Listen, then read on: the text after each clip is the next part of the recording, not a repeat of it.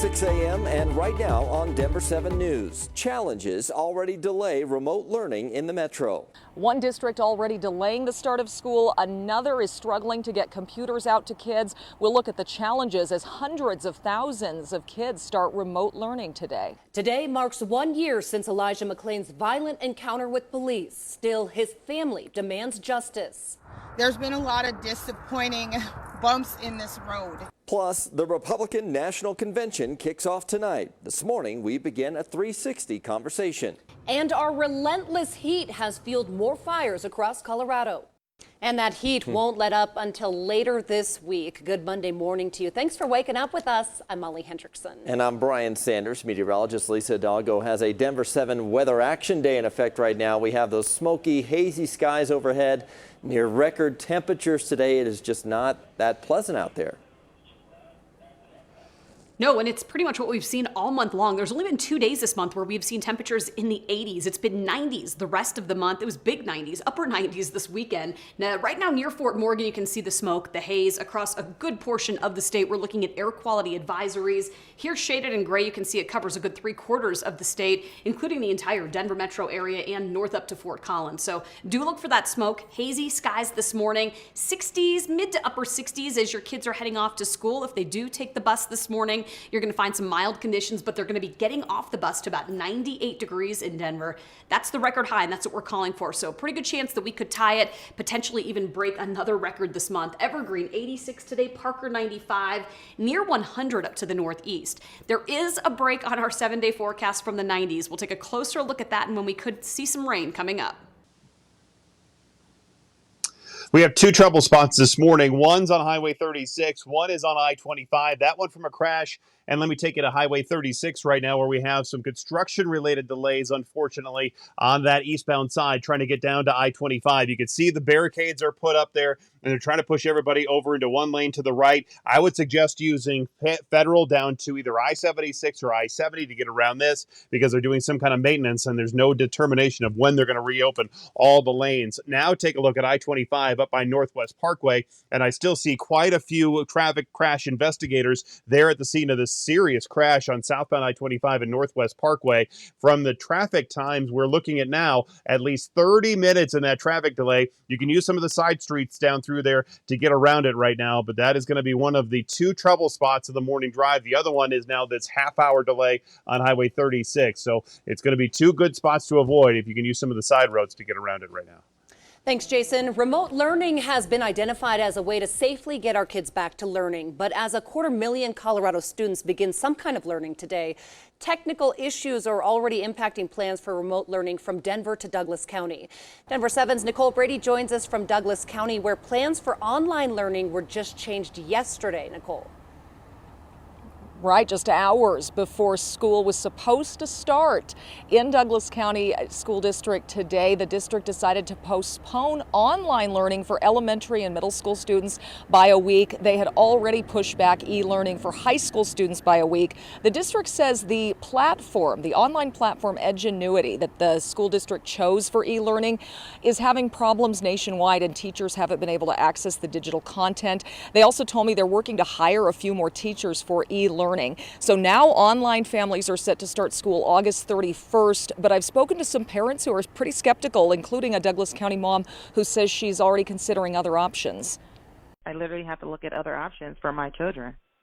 I don't know if that, I don't even know what that looks like, you know. I don't know if that's saying, okay, I need to maybe hire a teacher part-time and let them do homeschooling. I have no idea.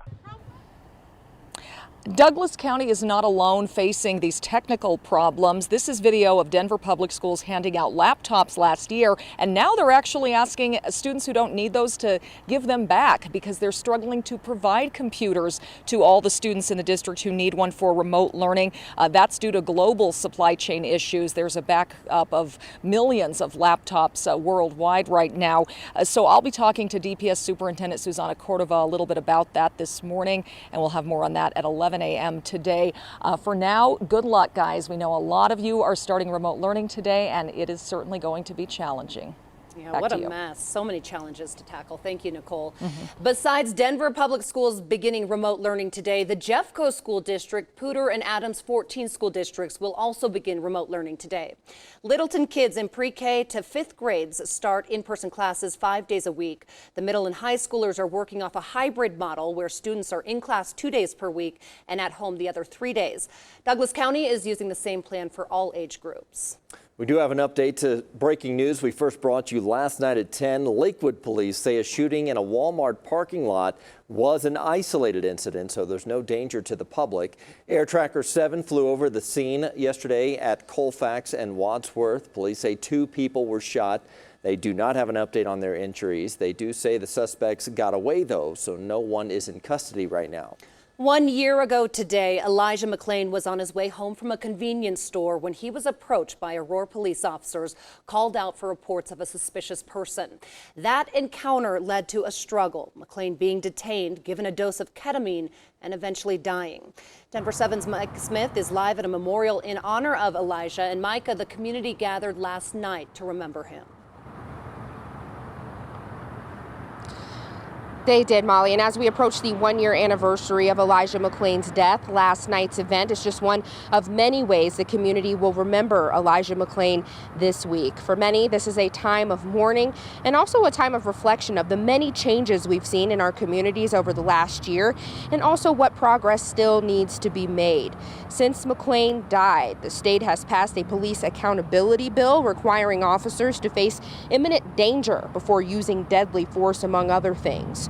The city of Aurora banned police from using chokeholds like the one used on McClain. And right now there are 5 separate independent investigations into his death from the state and local level. And we recently learned the state health department will review the use of ketamine in the field. Ketamine is the sedative that was used on McClain on this day 1 year ago. Elijah's mother, Shanine McClain, recognizes all of the changes that her son's death has inspired, but she says she really just wants her son back. I mean, I can't say it was worth it because that was my son, you know. I just wish it had been done before he got killed. Shanine McClain has been very particular about the events that she gives her support to when it carries her son Elijah's name. She says from the beginning she's been very concerned about those who may have ulterior motives. She says she condemns all violence done in the name of justice for her son because her son Elijah was a very peaceful person. Reporting live from the Elijah McClain Memorial in Aurora, Micah Smith, Denver7. And speaking of violence, unfortunately this weekend the actions of a few tried to take the spotlight away from Elijah. Saturday night, rioters broke windows and set fires near Denver's police headquarters. The city described them as acts of anarchy and mindless destruction. Denver police say 12 people were arrested and another person was detained and cited before being released. Charges span from criminal mischief to assault to having a dangerous weapon.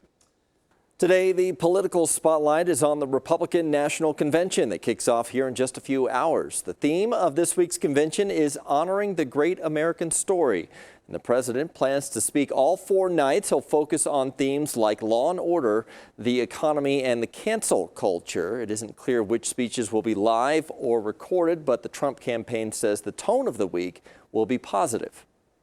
We're going to see a very optimistic and upbeat convention this week from President Trump and our Republican allies, and actually from our Democratic and Independent allies as well. We're going to talk about the American story, about all the accomplishments that we've had over the last 4 years with President Trump and what the president's second-term vision is going to look like. And President Trump will be in Charlotte today for the nomination vote. Delegates will be tested for COVID-19 and have strict rules to follow. The president also plans to use the White House as a backdrop for convention speeches this week. And Trump family members will play a prominent role in this week's event, with many of his children scheduled to speak. Tonight, Donald Trump Jr. and former Ambassador Nikki Haley are on the lineup. First Lady Melania Trump will then be speaking tomorrow night. And stick with Denver7 for complete coverage of the Republican National Convention. We'll have 360 perspectives from the speakers each night this week.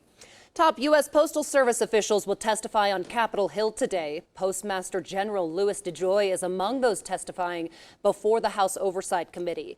The hearing comes just days after the House passed a measure to provide $25 billion for USPS. The bill would also prioritize all official election mail as first class, and it prohibits the removal of sorting machines in mailboxes. The bill is unlikely to pass in the Republican-led Senate.